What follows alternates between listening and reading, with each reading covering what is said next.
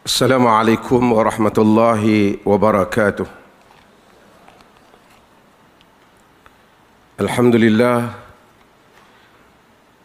nahmaduhu wa nasta'inuhu wa nastaghfiruh wa na'udzu billahi min shururi anfusina wa min sayyiati a'malina. Man yahdihillahu fala mudilla lahu wa man yudlil fala hadiya lahu. Ashhadu an la ilaha illallah wahdahu la syarika lahu wa ashhadu anna Muhammadan abduhu wa rasuluhu, amma ba'd. Pengurusi yang saya hormati, sahabat saya Datuk Hasanuddin bin Yunus, teman saya dulu juga, cikgu saya juga ketika duduk di Jordan, yang saya kasihi ayahanda dan juga guru politik dan juga banyak ilmu yang lain kita di Malaysia, Datuk Isamuddin Yaakob yang juga sudi hadir pada hari ini, yang dikasihi sahabat saya Profesor Dr. Muhammad Ruzaimi Ramli selaku dulu presiden, naik dah setingkat bukan naik, pencen penasihat.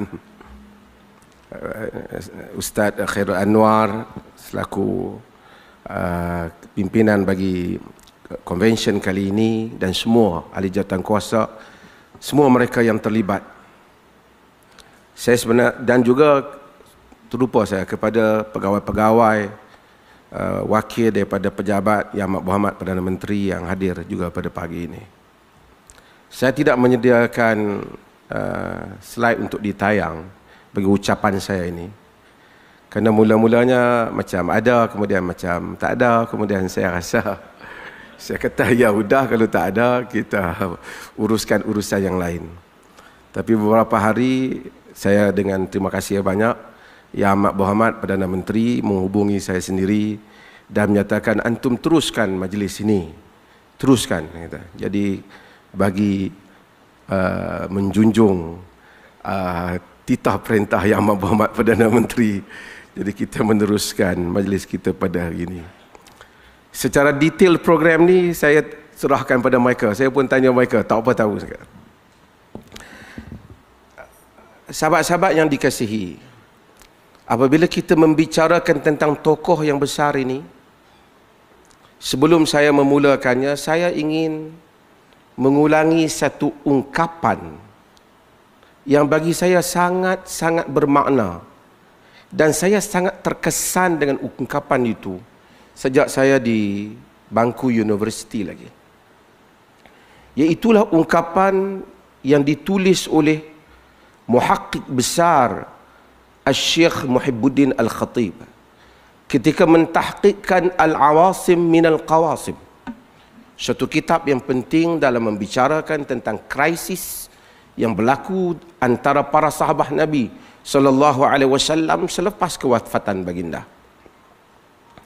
Kata Syekh Muhibbuddin Al-Khatib, saya quote untuk sama-sama kita hayati. Katanya, "Nahnul muslimin la na'taqidu al-ismata li ahadin ba'da Rasulillah sallallahu alaihi wasallam." Kita orang Islam tidak pernah beriktikad kemaksuman untuk sesiapa pun selepas daripada Nabi selepas daripada Rasulullah sallallahu alaihi wasallam. Wa kullu man idda'a al-ismata li ahadin ba'da Rasulillah sallallahu alaihi wasallam fa huwa kadhib. Sesiapa saja yang mendakwa kemaksuman untuk seseorang selepas daripada Nabi sallallahu alaihi wasallam, selepas Rasulullah, dia adalah pendusta. Fal insanu insan. Insan itu insan. Yasduru anhu ma yasduru anil insan. Akan terbit daripadanya apa yang terbit daripada insan. Fayakunu minhul haqq wal khair wa yakunu minhul batil wal syarr. Akan ada bagi insan itu kebenaran dan kebaikan, dan akan ada bagi insan itu kebatilan dan kejahatan. Wa qad yakunul haqqu wal khairu fi insanin binitaqin wasi' fayu'addu min ahlil haqqi wal khair. Boleh jadi pada satu insan itu ruang lingkup kebenaran dan kebaikannya itu begitu luas sehingga dia dihitung, dia dinilai di kalangan ahli kebenaran dan ahli kebaikan. Wa la yamna'u hadha min an takuna lahu hafawat. Tetapi ini tidak menghalang untuk kadang-kadang berlaku baginya beberapa kesilapan ataupun kesalahan. Wa qad yakunul batilu wasyarru fi insanin akhar binitaqin wasi' fayu'addu min ahlil batili wasyarr. Boleh jadi juga pada manusia yang lain lingkungan kebatilan, lingkungan kejahatan itu begitu luas dalam hidupnya sehingga ia dihitung, ia dinilai sebagai ahlul syarri, ahlul batil wal syarr, sebagai golongan yang batil dan syarr. Wala yamna' hadha an tabduru minhu bawadirus salihat fi ba'dul awqat. Pun begitu, ini tidak menghalang untuk kadangkala dia ini terbit daripadanya beberapa cetusan kebaikan pada waktu-waktu yang tertentu. Yajib ala man yatahaddas an ahli al-haqqi wal khairi idza alima lahum hafawat alla yansa ma ghalaba alaihim min al-haqqi wal khair. Wajib untuk orang-orang yang berbicara tentang ahli kebenaran dan kebaikan, sekalipun dia mengetahui adanya kesilapan-kesilapan yang dilakukan, jangan dia telah melupai kebaikan yang telah mendominasikan, kebenaran yang telah mendominasikan hidup tokoh itu. Wala yakfur dzalika kullahu min ajli tilkal hafawat. Jangan cuba dia memadamkan semua kebaikan ini, kebenarannya hanya disebabkan kesilapan-kesilapan itu. Wa yajibu ala man yatahaddath an ahlil batili wasyarr. Dan wajib kepada orang yang berbicara tentang ahli batil dan syarr, idza alima minhu atau idza alima lahum bawadirus salihat, jika dia mengetahui bagi geng, bagi kumpulan, bagi tokoh yang dipenuhi dengan kejahatan dan kebatilan itu, jika ada baginya cetusan-cetusan kebaikan, alla yuhiman nas annahum minas salihin. Jangan dia kelirukan orang bahawasanya seolah-olah kerana disebabkan cetusan-cetusan kebaikan itu, mereka ini termasuk di kalangan orang-orang saleh. Min ajli tilka syawaridi syazah min a'malihimus salihat, kerana disebabkan cetusan-cetusan kebaikan yang jarang, terpinggir dan ganjil yang berlaku dalam hidup mereka. Ini adalah satu kata-kata besar yang diberikan oleh Muhibbuddin Al-Khatib di dalam mukaddimahnya sebelum membicarakan tentang para sahabat Nabi SAW. Kita tidak beriktikad dengan kemaksuman mana-mana tokoh. Hatta tokoh yang kita bicarakan ini, Dr. Yusuf Al-Qaradawi. Jika ada orang mengkritik pandangan beliau dan tidak bersetuju di sana sini, itu biasa. Tidak ada siapa yang maksum. Tetapi sumbangan yang besar, jasa yang besar, kebaikan yang telah memenuhi hidupnya, perjuangan yang begitu besar yang telah dilakukannya, itu hendaklah diangkat sebagai tema. Sementara kesilapan-kesilapan itu boleh dibicarakan di persada diskusi akademik atau di persada perbincangan akademik bagi melihat perbedaan-perbedaan pandangan. Saudara-saudari yang saya kasihi, dengan kita juga tidak melupakan apa yang Nabi SAW sebut di dalam hadis yang diriwayatkan oleh Al-Imam Al-Bukhari, man kana madihan akhahu la mahala falyaqul ahsibu fulanan wallahu hasibuhu wala uzakki ahadan 'ala Allah. Sesiapa yang memuji kawannya atau memuji saudaranya dan tak ada lain dia kena puji saudaranya itu, dia katakanlah itu sangkaanku. Allah lebih tahu tentangnya. Kita tidak akan mendahului Allah di dalam meletakkan kemuliaan pujian kepada sesiapa. Wala tuzakku anfusakum. Jangan kamu menyucikan diri kamu. Para ulama disebut seperti mana kata Al-Thawri, zikrus salihin tanzilur rahmah. Mengingati orang saleh itu menurunkan rahmat, dan ini adalah ruang yang sedang kita berada padanya. Saya masuk kepada perbincangan berhubung dengan kenegaraan. Dr. Yusuf Al-Qaradawi adalah tokoh yang reformis yang besar. Jika kita lihat dengan karya-karyanya, ramai orang boleh menulis dan mengulangi apa yang telah ditulis oleh orang sebelum ini, mungkin hanya dengan bahasa yang baru.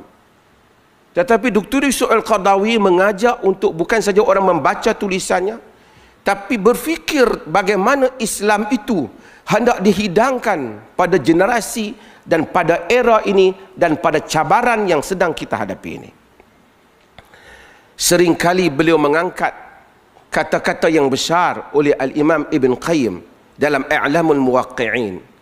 Dan kata-kata ini diangkat oleh sarjana-sarjana yang insaf bagi menunjukkan betapa luasnya pemikiran Al-Imam Ibn Qayyim, dan ini diulang-ulangi oleh Dr. Yusuf Al-Qaradawi di dalam berbagai-bagai tulisannya. Iaitulah kata-kata Ibn Qayyim, inna syari'ata mabnaha wa asasuha ala al-hikami wa masalihil ibad. Sesungguhnya syariat itu binaannya, asasnya di atas hikmah dan kemaslahatan hamba. Fil ma'ashi wal ma'ad, di dalam kehidupan dunia ini dan pada kehidupan akhirat kelak. Wahya adlun kulluha, syariat itu adil keseluruhannya. Wa rahmatun kulluha, dia ada rahmat keseluruhannya. Wa hikmatun kulluha, ia adalah hikmah keseluruhannya. Wa masalihu kulluha, dia adalah kemaslahatan keseluruhannya. Wa kullu mas'alatin kharajat 'anil 'adli ila jawr wa 'anil hikmati ila al-'abth wa 'anil masalih wa 'anil rahmati ila ضدها wa 'anil maslahati ila al-mafsadah wa 'anil hikmati ila al-'abth falaysat min asy-syari'ah wa in udkhilat filha bit-ta'wil. Maksudnya apa saja masalah yang keluar daripada keadilan kepada kezaliman, yang keluar daripada hikmah, daripada rahmat kepada yang bertentangan dengan rahmat, yang keluar daripada kemaslahatan kepada kerosakan, yang keluar daripada hikmah kepada sia-sia, ia bukan daripada syariah. Sekalipun dimasukkan ke dalam syariah dengan takwil, sekalipun orang kata ini agama, tapi kalau itulah sifatnya, kata Ibn Qayyim, ia bukan agama. Ia bukan agama, sekalipun diberi nama syariah. Dan kata-kata ini diangkat oleh Dr. Al-Qaradawi supaya dilihat dalam kerangka pentingnya memahami syariat Islam yang adil, supaya jenama ruang, dalam bahasa yang lain, agama tidak ditonggang untuk meletakkan syariah kepada perbuatan-perbuatan dan tindakan-tindakan tertentu, sedangkan ia telah keluar daripada keadilan kepada kezaliman, keluar kepada kemaslahatan kepada kerosakan, keluar daripada kebaikan kepada yang sia-sia, maka ini tidak mungkin dinamakan syariah. Dan Ibn Qayyim mempunyai pandangan yang begitu luas tentang hal ini. Sesiapa yang baca Al-Turuqul Hukmiyah, dia akan melihat bagaimana Ibn Qayyim memperkatakan bahawa Allah Subhanahu wa taala menghantar rasulnya dan menurunkan kitabnya supaya manusia hidup di atas keadilan. Dan mustahil, kata Ibn Qayyim, Allah menetapkan hanya satu cara, kata Ibn Qayyim, di mana adanya ruang keadilan, di mana ada jalan keadilan, fasamma syar'ullah, disitulah syariat Allah. Dan Allah itu lebih adil, lebih bijaksana untuk mengkhususkan hanya satu jalan bagi yang dimaksudkan dengan syariah. Jika ada jalan lain sekalipun tak disebut dalam agama, tapi ia memenuhi maksud keadilan, ia memenuhi maksud maslahah, disitulah syariah, disitulah agama, dan disitulah mesti diikuti. Dan mungkin kita meninggalkan yang mana menjadi kebiasaan yang disebut di dalam nas kerana ada perkara lain yang lebih mentahqiqkan, yang lebih merealisasikan maksud keadilan yang dikehendaki oleh nas. Di atas saju ini, Dr. Al-Qaradawi menulis dalam karya-karyanya. Al-Qaradawi meminta supaya kita membedakan dua hal. Yang pertama, kita membedakan apa yang dinamakan dengan al-ibadah. Perkara-perkara ibadah, kata Al-Qaradawi, dia menyebut at-tamyizu bainal ibadati wal muamalat. Supaya kita melakukan, membedakan antara ibadah dan muamalat. Perkara-perkara yang membabitkan ibadah, al-aslu fil ibadati at-ta'abbud waltizamun nas. Asal di dalam ibadah itu ialah pengabdian diri pada Allah dan beriltizam dengan nas. Jangan tambah-tambah bab ibadah. Ibadah tak ada inovasi. Ibadah kekal dengan nas. Salat, puasa, hal-hal ini terikat kita dengan nas. Tak ada pembaharuan. Yang kedua ialah perkara yang membabitkan al-adat wal muamalat, termasuk berhubung dengan kenegaraan, siasah dan politik. Perkara yang membabitkan adat dan muamalah. Perkara ini ialah al-ittifat ilal ma'ani wal maqasid. Perkara-perkara yang seperti ini hendaklah kita lihat kepada makna yang dikehendaki dan tujuan hukum itu. Kerana ia membabitkan hubungan antara manusia. Apa yang Tuhan mahu daripada hukuman itu. Dr. Qaradawi dalam bukunya As-Siyasatus Syar'iyyah fi Dhawi Nusus Syari'ati wal Maqasidiha menyebut beberapa contoh. Disebut contoh umpamanya Sayyidina Umar bin Khattab radhiyallahu anhu. Sayyidina Umar ketika menjadi khalifah tidak mau memberi bahagian mu'allaf kepada mereka yang ingin masuk Islam, dah masuk Islam. Maka Al-Uyainah bin Hisan datang jumpa Nabi, Al-Aqra' bin Habis, Abbas bin Mirdash. Semua ni tokoh-tokoh yang dulu pada zaman Nabi mereka dapat peruntukan mu'allaf. Sayyidina Umar tak mau bagi. Dia kata, Abu Bakar bagi. Kau mau, kami tidak lagi memerlukan kamu, kata Umar. Orang kata, adakah Umar tidak mengamalkan nas? Innamas sadaqatu lil fuqara wal masakin wal amilin 'alaiha wal mu'allafati qulubuhum. Ini peruntukan zakat. Tapi Umar melihat apa tujuan lagi? Islam pada zamannya sudah cukup kuat. Kamu tak perlukan duit ini untuk memujuk diri kamu. Lihat kekuatan Islam untuk kamu memahami betapa kuatnya agama ini. Umar tidak memberikannya. Ia bukan memandulkan nas, tapi ia menunaikan maksud nas. Contoh yang lain ialah tentang yang paling masyhur dalam kitab-kitab fiqh perbincangan, Sawadul Iraq ataupun As-Sawad, iaitu Nabi SAW apabila baginda buka kota ataupun buka tempat seperti Khaybar sebagai contoh yang sangat klasik, tanah-tanah itu diberikan. Sahabat-sahabat dapat tanah Khaybar, yakni mereka yang terlibat mujahidin yang berperang dapat peruntukan, hatta ghanimah, hatta rampasan perang mereka dapat. Tapi bila zaman Sayyidina Umar dibuka kota-kota yang besar, dibuka Iraq. Bayangkan Iraq yang besar itu termasuk bahagian Parsi. Sawad ini termasuk Parsi juga.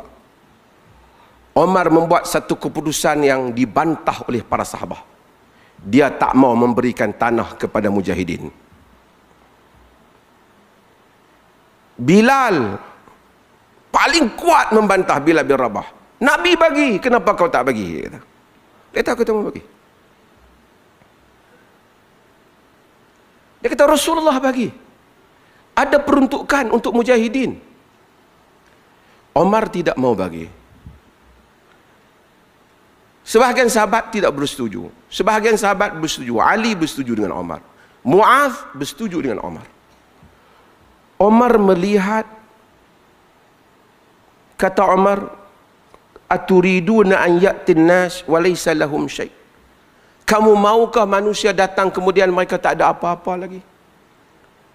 Omar lihat kalau tentera pergi satu tempat dan mereka dapat semua tanah-tanah itu, anak-anak mereka yang datang kemudian akan melihat tanah-tanah bapa mereka telah berada di tangan mujahidin.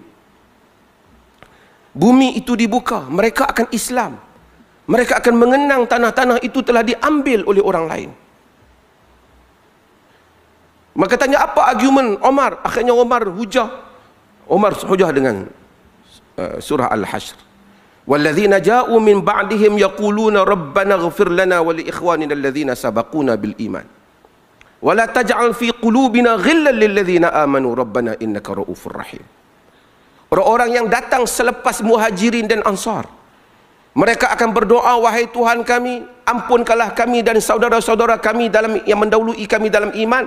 Jangan jadikan di dalam hati kami hasad kepada mereka yang telah mendahului kami. Kepada orang-orang yang beriman itu. Kalau tanah mereka diambil, apa perasaan mereka? Tapi ini peruntukan Nabi. Omar kata, ambil cukainya. Ambil hasilnya. Kamu ambil. Tanah kekalkan untuk rakyat tempatan. Itu menunaikan maksud Nabi. Itu menunaikan maksud Nabi. Dan termasuk contoh-contoh yang lain, saya nak sebut kerana kita berbicara dalam konteks kenegaraan ini. Pada Amul Maja'ah, pada tahun kelaparan, tahun kemarau, kita tahu dalam zaman pemerintahan Omar, tempoh satu tahun kemarau, yang semua orang, Omar sendiri sampai kekuningan, makanan tak cukup. Beliau menghentikan hukuman potong tangan. Iqaf hadul sariqah, hadis sariqah. Dia menghentikan hukum hudud potong tangan. Bukan kerana menolak nas yang menyebut wasariqu wasariqatu faqta'u aydiyahuma. Lelaki yang mencuri, wanita yang mencuri, dipotong tangan mereka berdua. Tetapi kerana Omar melihat maksud mencuri itu tidak ada dalam konteks itu. Rakyat dalam kelaparan, orang dalam keterpaksaan. Walaupun dia mencuri, tapi itu bukan yang dimaksudkan oleh nas. Bahkan Omar ada tindakan-tindakan yang lebih menarik lagi. Omar telah menggugurkan perkataan jizyah daripada Nasara Bani Taghlib. Nasara Bani Taghlib, di dalam pemerintahan Islam, orang-orang bukan Islam, non-Muslim membayar jizyah kepada kerajaan Islam. Orang Islam bayar zakat. Tapi Nasara Bani Taghlib, mereka jumpa Omar, mereka kata kami tak mau bayar jizyah. Kami bayar sama pun tak apa, lebih ke apa pun tak apa, jangan namakan jizyah, namakan sedekah, namakan zakat. Omar kata okey, nama je lah zakat. Ada orang kata mana boleh orang bukan Islam pula bayar zakat. Omar kata apa masalahnya? Dia nak bayar, dia tak mau nama tu saja. Perbuatannya sama. Ini politik maksudnya. Ini siasah. Dan ini dicatatkan oleh Abu Ubaid di dalam penulisan mereka. Juga polisi-polisi baru Sayyidina Umar. Contohnya tentang tas'ir. Dulu kita selalu cakap, menetapkan harga barang, harga shilling. Nabi SAW tak benarkan. Apabila berlaku krisis harga barang di Madinah, orang bawa kepada Nabi SAW supaya ditetapkan harga barang. Nabi tak nak. Nabi kata innallaha huwal musa'ir al-qabid al-basit wa inni arju an alqallah wa laysa ahadun minkum yatlubuni bi madlamatin aw damin wala mal. Kata Nabi sallallahu alaihi wasallam, Allah yang menentukan harga barang. Yakni naik turun harga di pasaran itu begitu telah berlaku. Allah yang menentukan rezeki dan segala-galanya. Aku tak mau kebalik pada Allah Ta'ala nanti seseorang kamu menuntut kezaliman pada harta ataupun darahnya daripada aku. Maksudnya dia terpaksa rugi kerana kerajaan menetapkan harga barang. Nabi tak mau. Tapi pada zaman Sayyidina Umar menetapkan harga barang. Ia pada zahirnya against apa yang telah diputuskan oleh Nabi SAW. Tetapi Umar bukan meminggirkan nas. Umar melihat peniaga pada zaman Nabi itu memang harga barang naiknya mengikut nature keadaan itu. Tetapi pada zaman Umar, peniaga sudah bermain dengan harga barang. Dan orangnya sudah berbeza. Maka hadis itu jika dilaksanakan pada peniaga pada zaman Umar, kezaliman yang Nabi takut itu akan berlaku. Maka Umar menetapkan harga barang. Hatta Ibn Taimiyah rahimahullah yang diangkat dalam skul aliran Salafi, dia juga menyokong idea ini. Dan Ibn Taimiyah itu begitu maqasidi sekali apabila membicarakan soal-soal muamalat, soal-soal politik, soal-soal adat. Sebab itu duka cita jika mereka yang intima kepada manhaj salaf tetapi mereka sempit di dalam melihat nas-nas yang bersifat maqasid ini.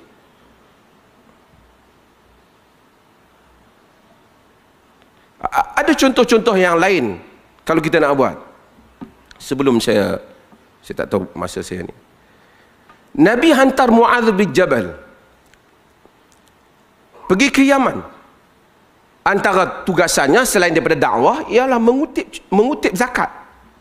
Zakat makanan orang Yaman, gandum mereka, bali mereka. Mu'adz bila tengok orang Yaman, Mu'adz tidak kutip kambing unta mereka. Mu'adz telah mengambil pakaian mereka sebagai zakat. Yakni dia mengambil harga qimah. Dulu barter trade. Dia hantar ke Madinah.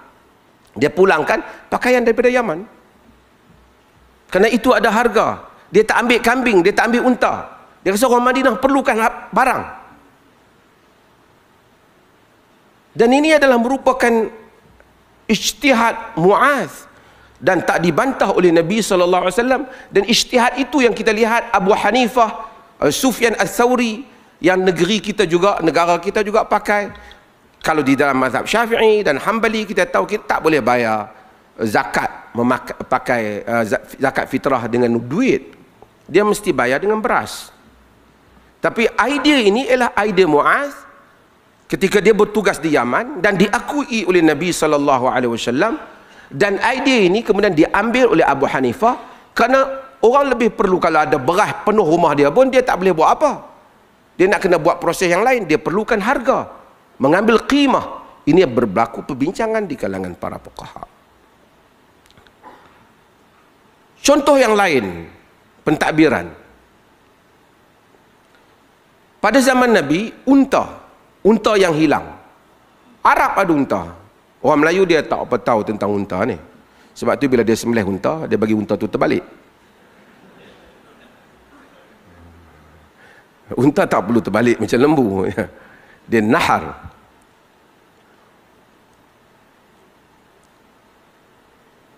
Unta banyak. Dan ada banyak unta-unta yang hilang, keluar daripada tempat dia. Tuan dia entah di mana-mana, unta tu berkeliaran. Ada orang komplain tentang unta-unta yang berkeliaran, yang tak tahu tuan dia siapa ni. Mereka nak tahan unta-unta ni. Nabi kata, malaka walaha. Apa masalah kau dengan unta-unta ni? Nabi kata apa namanya? ma'aha shiqawha wa hidha'uha taruddul ma wa tar'al syajar fadharha hatta yalqaha rabbuha. Dia ada, Nabi kata, dia boleh minum, dia ada kaki dia, biar dia berjalan, dia boleh minum air, boleh minum, makan daun-daun, biarlah unta itu, nanti tuan dia jumpa. Itu polisi Nabi, tak ada. Mari pada zaman Abu Bakar juga begitu, unta-unta yang tak tahu terlepas pada tuan dia tak dikacau oleh kerajaan. Mari pada zaman Omar juga demikian. Pada zaman Osman tangkap unta-unta ni, kurung dia, dan bahkan Osman selangkah lebih jauh, dia jual unta-unta ni. Harga unta tu dia simpan.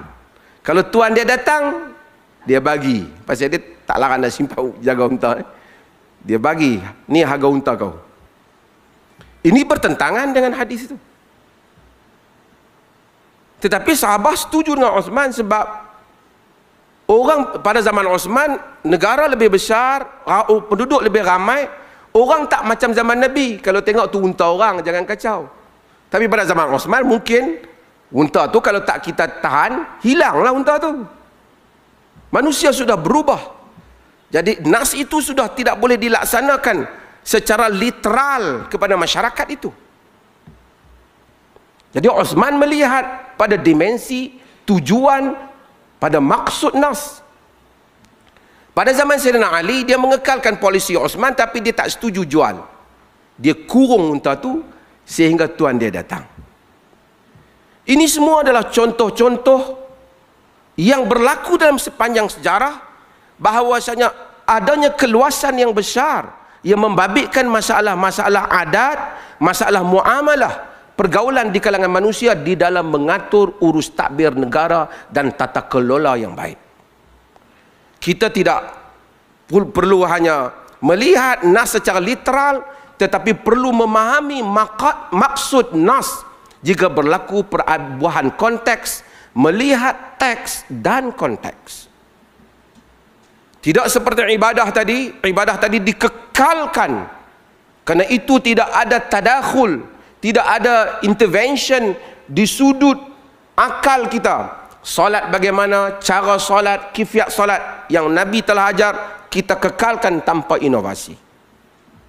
Sementara dalam urusan politik, dalam urusan muamalah, dalam urusan-urusan kehidupan adat, pakaian, style, kehidupan, agama agak luas dalam hal ini. Agama luas dalam hal ini.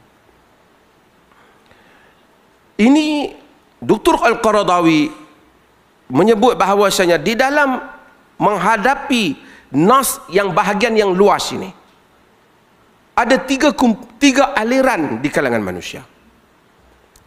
Aliran yang pertama yang beliau namakan sebagai Az-Zahiriyatul Judud, iaitulah literalis, new literalist.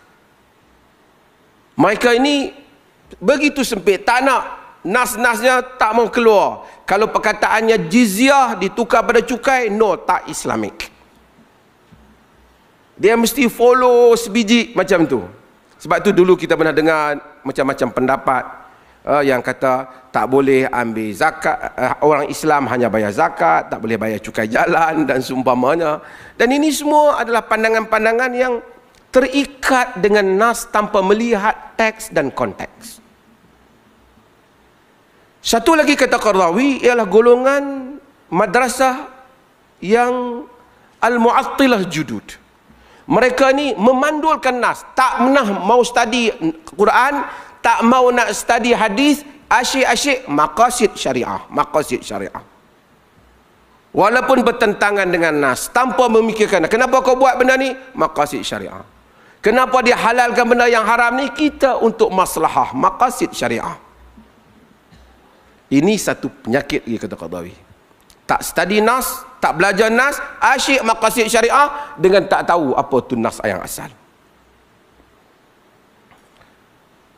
Aliran yang sepatutnya Qaradawi kata ialah aliran al-wasatiyah, aliran yang pertengahan, ar-rabtu bainan nususid juz'iyah wal maqasidil kulliyah, iaitu mesti mencari ruang untuk diikat nas-nas yang kecil ini, yang juz'i ini, dengan maksud agama yang besar. Dengan maksud agama yang besar. Ada nas-nas yang mungkin kalau kita laksanakan, saya selalu buat contoh yang klasik, banyak perkara. Contohnya mukhalafatul yahud, mukhalafatul al-musyrikin ataupun kufar. Berbeza dengan orang kufar. Pada satu tempat mungkin perbezaan dengan orang kufar itu pada satu tempat zaman berbeza, pada zaman lain ia berbeza. Mewarna janggut atau rambut umpamanya, walaupun ada dalam sunnah, kata Ibn Hajar Al-Asqalani dalam Fathul Bari. Tapi kalau sekiranya satu tempat itu tabiat orang kufar itu memang macam tu, kita ambil maksud berbeza saja, jangan kita buat perkara mewarnakan. Bukan kalau kita warnakan, jadi pula kita sama dengan mereka. Apa maksud yang dia nak perbezaan itu? Pakaian juga sama. Dan seluruh ini adalah melihat kepada konteks. Siasah umpamanya, siasah sifatnya untuk tahqiq kepada kemaslahatan negara. Tujuan para pemerintah, allazina immakkannahum fil ard aqamus shalah wa atau zakah wa amaru bil ma'ruf wa nahu 'anil munkar walillahi 'aqibatul umur. Orang-orang yang kami tempatkan mereka mempunyai kedudukan di atas muka bumi, mereka itu mendirikan salat, mereka itu menunaikan zakat, menyuruh kepada yang ma'ruf dan mencegah daripada yang mungkar. Itu tugas pemerintah. Bagaimana pemerintah itu ingin menterjemahkan hal itu? Itu memerlukan kebijaksanaan siasah. Kadang-kadang hatta dalam politik, sahabat berbeza dengan Nabi SAW di dalam mentafsirkan keadaan. Contoh yang paling obvious, contoh yang paling jelas ialah peristiwa, siapa yang kita baca sejarah, peristiwa Hudaibiyah. Apabila ramai sahabat tidak gembira apabila Nabi membatalkan hasrat umrah. Mereka datang nak pergi umrah. Nabi buat perjanjian dengan musyrikin. Yang perjanjian itu pada sebahagian para sahabat tidak berpihak kepada sahabat. Dan kalau siapa membaca dalam riwayat Bukhari, perkataan Sayyidina Umar, bahkan riwayat-riwayat lain perkataannya agak lebih serius. Saya rasa kita kena dalam hal ini kena lihat riwayat yang lebih kuat supaya terjaga kalimat-kalimat Umar itu. Umar kata, ya Rasulullah, alasna alal haqqi wa hum alal batil. Wahai Rasulullah, bukan kita atas kebenaran, mereka atas kebatilan kah? Dia tanya Nabi. Nabi kata, bala. Ya. Alaysa qatlana fil jannah wa qatlahum fil nar. Tidakkah yang mati di kalangan kita masuk syurga, mati di kalangan mereka masuk neraka? Nabi kata, bala. Ya. Fa'alama nu'ti ad-diyanata fi dinina. Fa'alama nu'ti ad-daniyata fi dinina.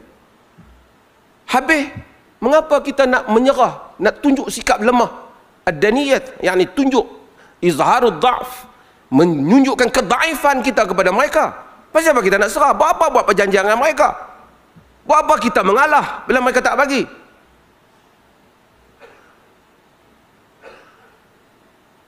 Nabi kata,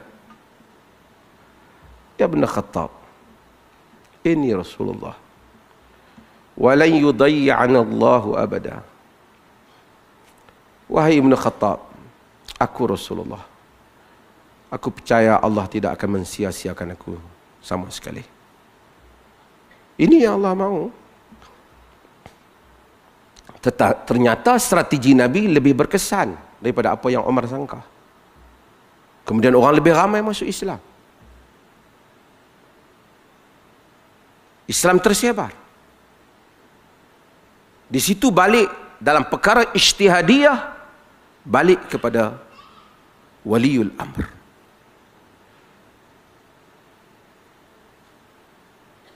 Sama juga hadis yang selalu saya baca tentang Abu Dzar. Abu Dzar zahirnya seorang yang saleh. Semua orang tahu Abu Dzar saleh. Tapi bila dia minta jawatan daripada Nabi, Nabi tak bagi. Nabi kata, ya Abu Dzar, innaka dha'if wa innaha amanah. Wahai Abu Dzar, engkau lemah, dia adalah amanah. Padahal Abu Dzar seorang yang saleh. Nabi bagi kepada Amr bin As yang baru masuk Islam, yang tak banyak tahu tentang Islam. Terus Nabi lantik di dalam pasukan. Kerana ini bukan imam semayang, bukan nak bagi fatwa. Ini politics. Ini pengurusan. An-nasu kama'adin az-zahabi wal-fiddah.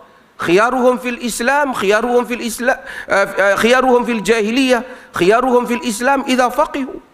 Manusia bagaikan galian emas dan perak, yang terpilih semasa jahiliyah, terpilih juga masa Islam dengan syarat ia faham.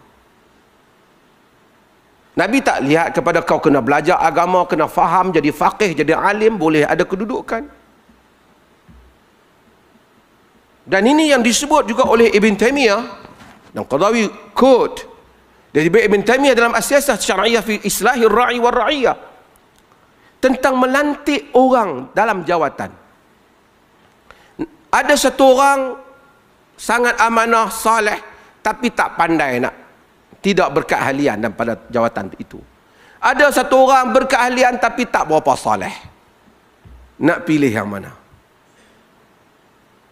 Ini yang disebut oleh Imam Ahmad. Ibn Taymiyah nukil yang sama. Kita kena lihat jawatan apa yang nak diberi pada dia. Kalau nak bagi di medan peperangan, mestilah lahir orang yang pandai perang, ahli perang, walaupun mungkin dia tidak sesoleh dibandingkan orang lain. Khalid Al-Walid, of course, sahabat Nabi, tapi dibandingkan orang lain jauh lebih soleh padanya. Nabi kata jangan bunuh tawanan perang, dia bunuh. Tapi sentiasa dia dilantik kerana tak ada orang yang dapat bersaing dengan Khalid di medan perang. Kalau lantik orang soleh, hebat, tapi pergi medan perang, Masya Allah, ramainya Masya Allah, perang akan kalah. Dia tak boleh menang macam tu. Di dalam hadis yang diriwayatkan oleh Imam Bukhari, Nabi, innallaha yu'ayyidu din birrajulil fajir. Allah menguatkan agama dengan lelaki yang jahat. Kemungkinan satu lelaki itu jahat saja, tapi kalau ia boleh memenangkan agama di dalam konteks itu, biarkan saja. Ini orang tanya, bolehkah Hamas mendapat bantuan pihak-pihak yang kita tak bersetuju? Kalau kau apa pun tak bagi, orang dia bagi senjata, terima saja. Itu pun payah kau nak fikir. Dan konteks politik itu lebih luas. Sebab itu Nabi memuji hilf, perjanjian yang dibuat di rumah Abdullah bin Jud'an. Dalam hadis yang diriwayatkan oleh Imam Tahawi dan Al-Baihaqi, Nabi memuji, laqad syahidtu bidari Abdullah bin Jud'an hilfan walau ud'a fil Islam la ajabt. Aku melihat satu perjanjian di rumah Abdullah bin Jud'an, kalau aku dijemput semasa Islam pun aku pergi. Nabi lihat perjanjian itu semasa Nabi belum lagi menjadi Rasul. Quraisy berhimpun di rumah Abdullah bin Jud'an, membuat satu perjanjian untuk membela orang-orang yang ditindas di Mekah. Perjanjian itu tidak atas nama agama. Perjanjian itu atas sensitiviti Quraisy, kesedaran mereka kerana ramai orang yang lemah ditindas oleh orang yang kuat. Nabi menyukai perjanjian itu. Nabi kata, kalau aku dijemput ketika aku Islam pun aku pergi bersama dengan Quraisy dalam perjanjian itu. Itu politics. Itu kenegaraan. Dan dalam kerangka inilah kita memerlukan tokoh ilmuwan sunnah yang seimbang. Mempertahankan soal-soal usul di dalam akidah. Sebagian orang masalah akidah dia longgar. Dia nak masalah fiqh, berkamin tegasnya. Asyik tak sah saja. Dah tu majoriti mazhab kata sah, kau dah tak sah, tak sah. Ini cerita di Zimbabwe, tak ada kaitan dengan kita. Tapi bila datang kepada masalah fiqh, dia begitu jumud. Kalau dalam ibadah dia jumud, kita setuju. Dalam fiqh muamalah, dalam adah, dalam pakaian, dalam soal hiburan, muzik dan seumpamanya, seolah-olah dijadikan itu usul dalam akidah. Ini mesti ada kepekaan di kalangan gerakan pembaharuan ini, supaya kita lebih luas sisi pandang kita dan dimensi fikir kita, horizon pemikiran kita, supaya kita dapat menjadi umat yang sentiasa dapat melangkah ke hadapan. Terima kasih banyak. Saya tengok dia beberapa kali duduk bergelisah di situ. Jadi saya senyumnya. Terima kasih. Saya pun lama tak bercakap tuan-tuan, tapi kita tiap hari bertemu di dunia maya. Terima kasih banyak. Minta maaf jika ada kekurangan. Saya tak sediakan bahan. Pagi tadi baru saya tengok sikit poin untuk dicakap pada pagi ini. Saya harap dapat faham. Pasal malam tadi tak ada Dr. Ruzami ajak makan. Tak ada nak buat preparation. Pagi tadi saya rasa walaupun agak bercamuk, tapi boleh faham kot idea yang nak saya sampaikan. Sekian, wassalamualaikum warahmatullahi wabarakatuh. Waalaikumsalam warahmatullahi wabarakatuh.